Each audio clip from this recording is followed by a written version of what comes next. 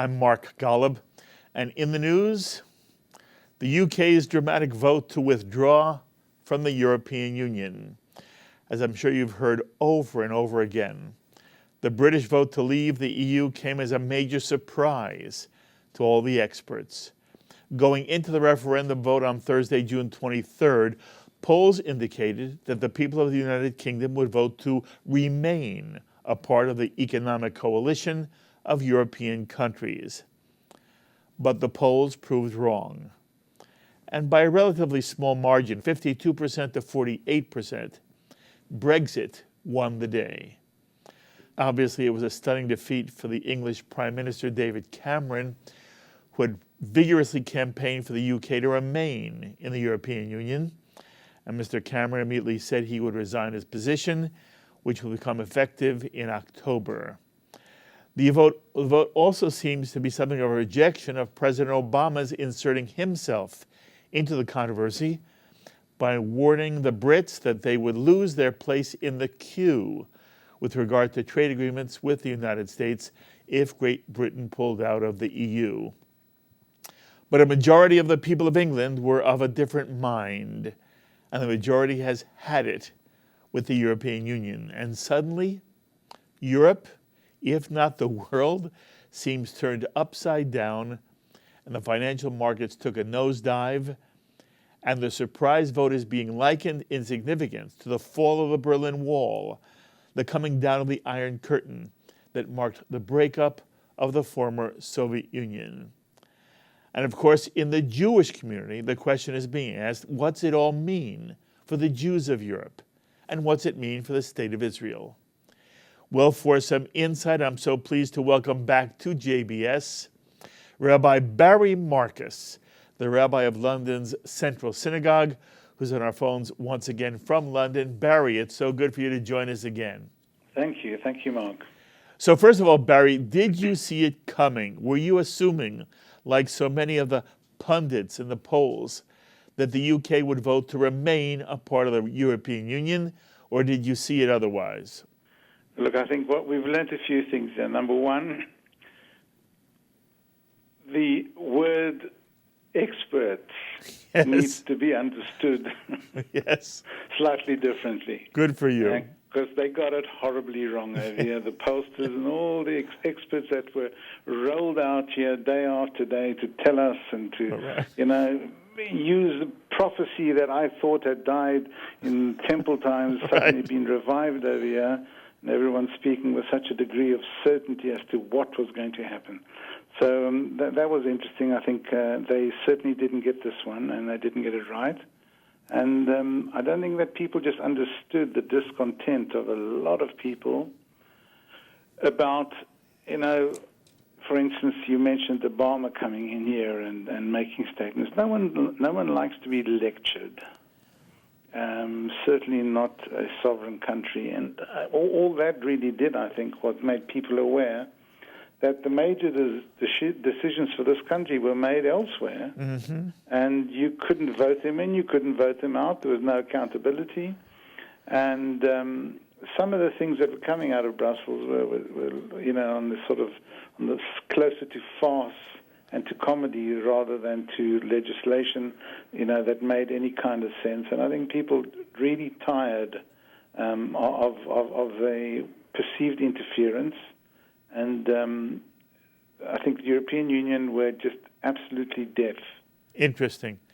By the way, it sounds like many people were angry. Is that fair to say, Barry? Look, I think a lot of people are disappointed, disillusioned, and just had enough of that system.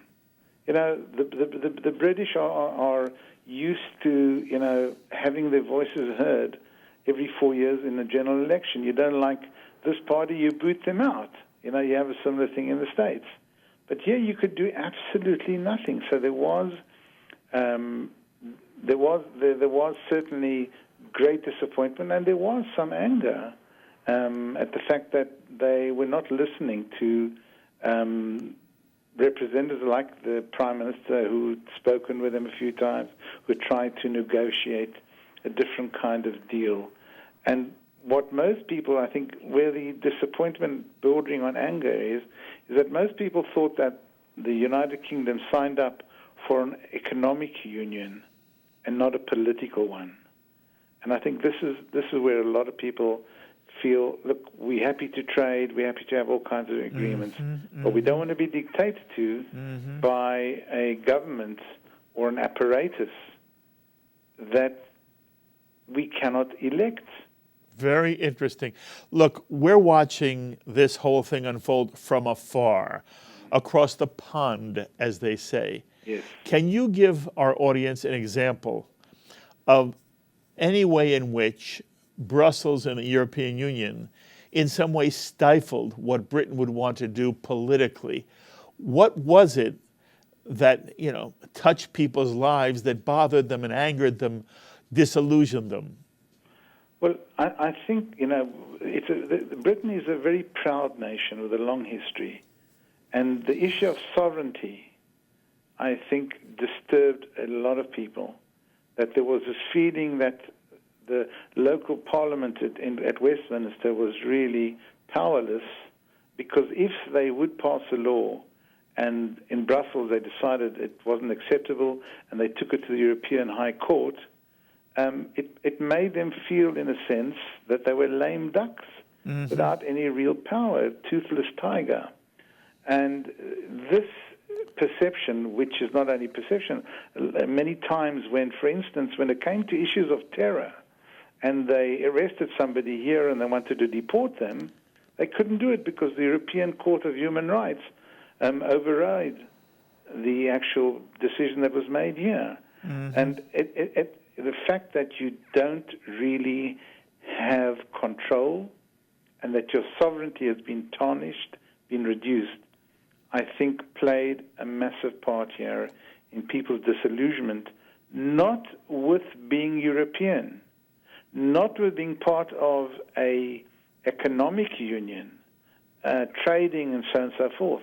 But I think that upset a lot of people, and also the open borders, where you don't have control of your own borders, and the feeling that it's a small island and that the health and school and education facilities are not geared for large immigration over here. So all of these things, I think, were contributing factors to people saying, look, we've tried this European Union, which initially most people believed was just an economic union. Yes. We've tried it for 40 years. It's morphed into something which we didn't really expect or vote for. So we tried it. Let's now try something new. Okay. Quite honestly, Barry, if I had talked to you last Wednesday, the day before the vote, yes, would you have said to me, you hope Great Britain remains part of the EU, or would you have said, I hope Great Britain votes to leave the EU? What would you have said? Well, that's a tough question. Ethically and morally, I felt there was a strong case to vote to leave. To leave? Yes. Again, because the feeling that one had here is that you do not have control over your own destiny. Interesting. Okay. And it's those issues. I don't think anybody here would not say that let's stay in an economic union with Europe. But it's the political issue, and I think a lot of people saw what happened with the inability of the union to deal with Greece or to deal with migration. These were just, factors that I think exacerbated people's lack of confidence in this, super European state, which people didn't really vote for to begin with. Okay. Barry, I want to tell you the way this is being described in the American media and how I believe many in the Jewish community here in America view the problem, the issue, and then I want you to comment on it. The sense we are being given is that the decision to leave the UK is leave the EU. EU, thank you. The decision to leave the EU was a right-wing reactionary movement which was supported more by the uneducated blue-collar workers of Great Britain, and that among the educated college white-collar population of Great Britain, there was a desire to remain, and that this was in some way a sort of anti-immigrant and therefore malevolent decision by the underclass of Great Britain, and the conservative strains that are pulsating through Great Britain and really throughout the world. But right now, this is seen as a function of something dark. I want to know if is that the way you experience it? Is that the way if we were on the streets of London or other cities and towns in Great Britain, would we experience it that way, I think that's total exaggeration and also oversimplification. Nothing has changed. Life is carrying on here, and certainly in London, and it will carry on. I think a lot of it's got to do with people. We don't like change in our lives. No one wants change of this nature because it certainly is a momentous change, but it's not something that cannot be dealt with. We as a people, maybe more than any other people, have had to deal with uncertainty for centuries, and we manage. And I think that's the message that's coming across today from some of the leaders, that we continue as before, and there will just be changes over here. But I think to impute that this was right-wing sort of led is not entirely true, because it would appear that many of the Labour voters who are traditionally more left-wing were sort of added to the numbers of people who feel disaffected. A lot of it could have to do with also with economic deprivation. But I don't think to talk about a right-wing sort of impetus over here, I think is a little bit mischievous. Okay, was it anti-immigrant? There certainly was an element to it, but I don't think. You see, that also the problem is with the language. The language that was used that was used by some of the people who were campaigning, and also by some of the so-called experts, and now people who are trying to analyze what happened. And it's very easy to say, oh, it's right-wing, and that's what's really happened. That is not true. The language over here has not always been careful, but I think this is a country similar to America, maybe not as much as America. There is also over here a very positive, by and large, attitude to immigrants. What people are worried about is that the resources are not here to be able to sustain immigration without some kind of control. Yes.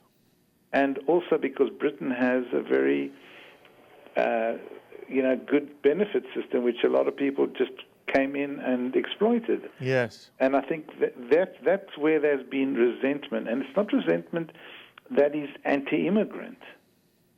I think it's just anti those people, A, who have seen this as an easy touch, but B, also because there is concern that a lot of local people, especially more deprived areas, cannot get jobs.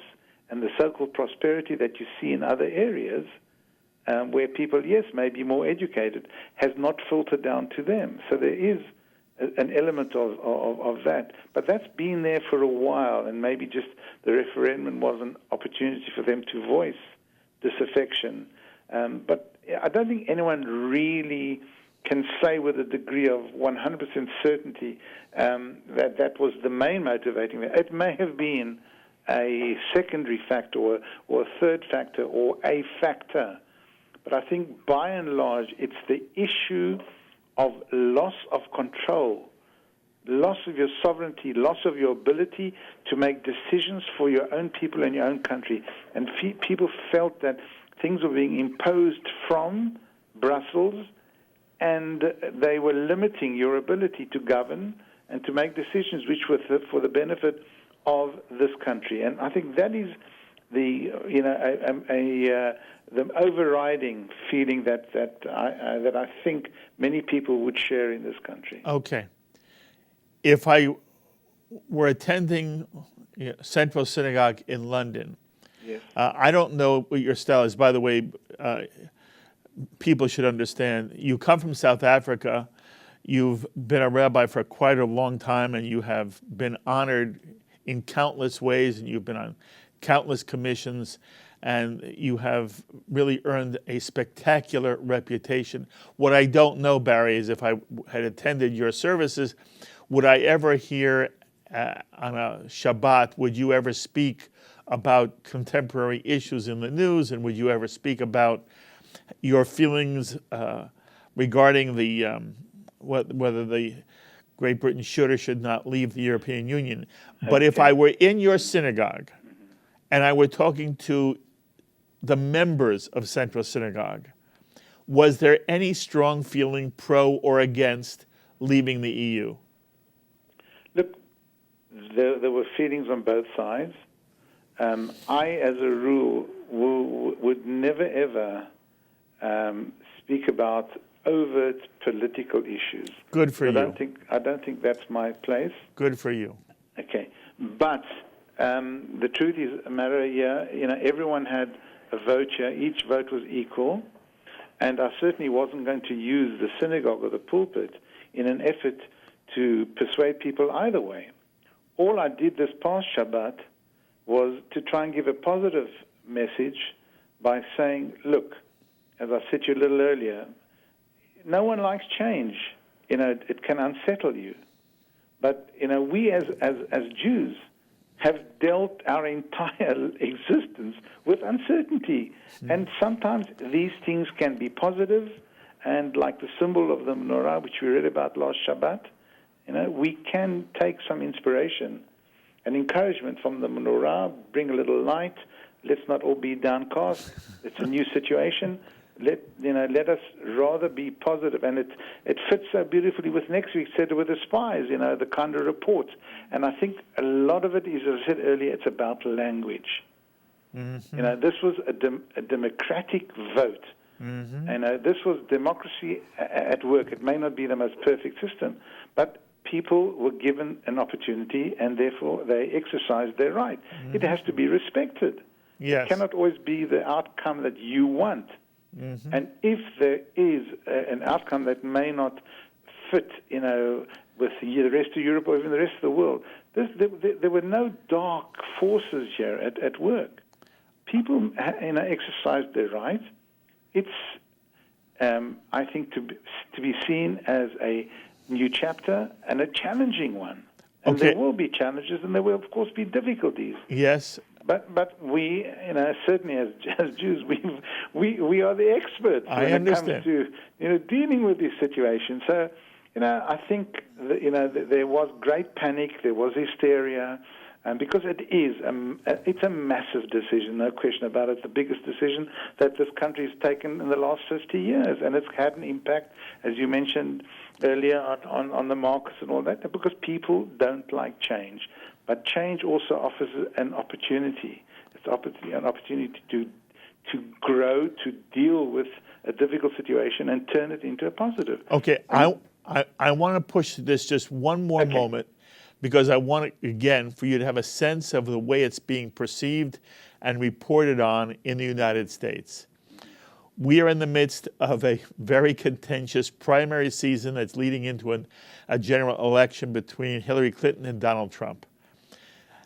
The people who are aghast that Donald Trump is a candidate are talking about the extent to which there is a nationalism, a populist nationalism being expressed by Donald Trump, that people are, the people who gravitate to his message are people who are in some way closing themselves off to other people, they are anti-immigrant, they are very conservative and right-wing, and they don't have the liberal orientation that would bring a certain sense of fairness to society as a whole. And what the way it's being discussed in the American media is that this movement that in some way Donald Trump is part of in America is the exact same movement that's happening in Europe, expressed by England, by Great Britain's decision to leave the EU, and that it's all one of a piece. Barry, what would you say to that? Well, I think, to me, the premise that there is a movement there and a movement here is almost as ludicrous as the kind of comments we hear often from anti-Semites that we rule the world and we control the banks. To talk of a movement, I think is disingenuous at this stage. Listen, there have been and there will always be elements in the United States and also in Europe who are more right-wing.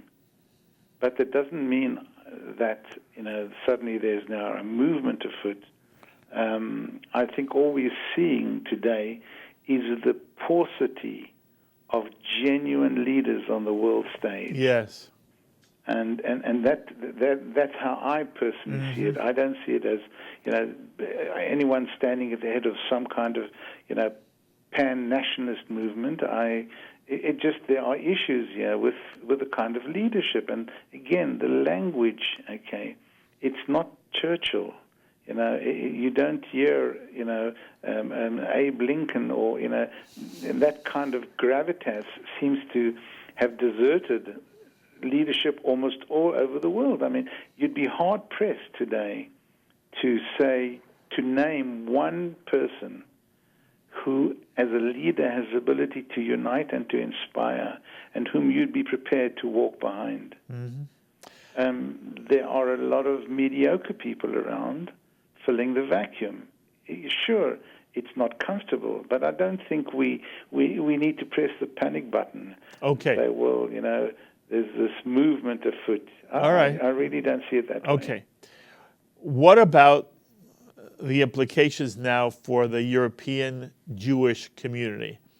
One of the things that has surfaced is a concern that the EU's attempt to impose some kind of peace solution on Israel that would create a new Palestinian state in a unilateral fashion, that one of the brakes on that was the position of the UK and Prime Minister Cameron, and that he even spoke to a Jewish group in London saying that one of the reasons why British Jews should support staying in the EU was because the Jewish community needed Great Britain's voice on this topic. I was at that event this last Monday. Okay. When he spoke exactly about that. What's your feeling? feeling? That David Cameron has been a real good friend, consistent to Israel, but also to the Jewish community here, and has stood very firmly when there was issues of anti-Semitism, or when there have been issues also of terror and so on and so forth. He has stood absolutely consistently with us and also with Israel, and he will be missed. But that's not the question, Barry. The question is, will Great Britain's absence in the EU, will it hurt world Jewry? Will it hurt the state of Israel? Look, what I wanted to say about Cameron is obviously that voice will not be there as powerful as it was in the past. It is true that Britain has been a moderating force, but I don't think, again, that we need to be overly concerned. There have been a strand amongst some European nations, even when Britain was in the EU, who have made some very unpleasant statements about Israel and boycotting and divesting and all that. A lot of it has come from some of the member states. But this is not a surprise to any of us, because Europe has a long and checkered history, And even with Britain in the EU, a lot of aid was going into into Gaza and elsewhere, which was abused and misused. There are some concerns without Britain there, but, I don't think it's going to be a total major game changer. The Israeli, leadership is aware of what Europe has been, even with the UK in there. There have been battles. There have been major battles about labeling products from the so-called Yudah v'Shomron from the West Bank. There will be those kind of issues. And they were there even when Britain was a member and had a voice. Mm-hmm. I don't think the voice, its absence around the table, means that Britain will not voice concerns on such matters. But it won't have the same influence, Barry. In Europe, even before the European Union. But it won't. Even while it was. Okay, but it won't. Britain. It won't have the same influence in the EU. I accept that the Israeli authorities are going to have a battle on their hands because the influence will be diminished. Okay. One last question, real quick. Sure. If things go bad economically for Great Britain as a result of this move, is there any fear that, as has been the case in Jewish history, it will redound in some way to the ill of the Jewish community? Will the Jews be blamed in some way? Are you at all worried that if things don't turn out well in the next year, 2, 5 years, it will spark a wave of anti-Semitism in Great Britain? I don't think so. Even though it would appear that the bulk of the Jewish community did vote to remain, there's always a possibility of some fringe element abusing and exploiting moments of economic upset and upheaval. And we will, of course, we're always blamed for everything. But I honestly don't see that that's going to happen. Because I think basically the foundations in this country are pretty strong, and so is the economy. And people, I think, are being, already encouraged to sort of take charge of their own destiny and work even harder if necessary. Okay. Barry, as always, it's wonderful to be able to talk to you. I appreciate your insight. I will turn to you often. I wish you kol tuv v'hatzlacha and be all the best. Thank you so much. Always a pleasure, Mark. Thank you, Take Barry. Care. Barry Marcus, Rabbi of Central Synagogue in London, England. And there you have it. He seems far less concerned than many on American television and the print media of the consequences of the UK leaving the EU. But again, if you go by what you hear and see the discussion in this country, it sounds like the sky is in fact falling. We will continue to follow this issue. As always, my thanks to Director Sloan Copeland, Production Coordinator Serge Goldberg, Editor Dennis Golan, JBS's Associate Director Dara Golub, and to the producer of In the News, Carol Lilienthal. Until the next time, I'm Mark Golub. Be well, my friends.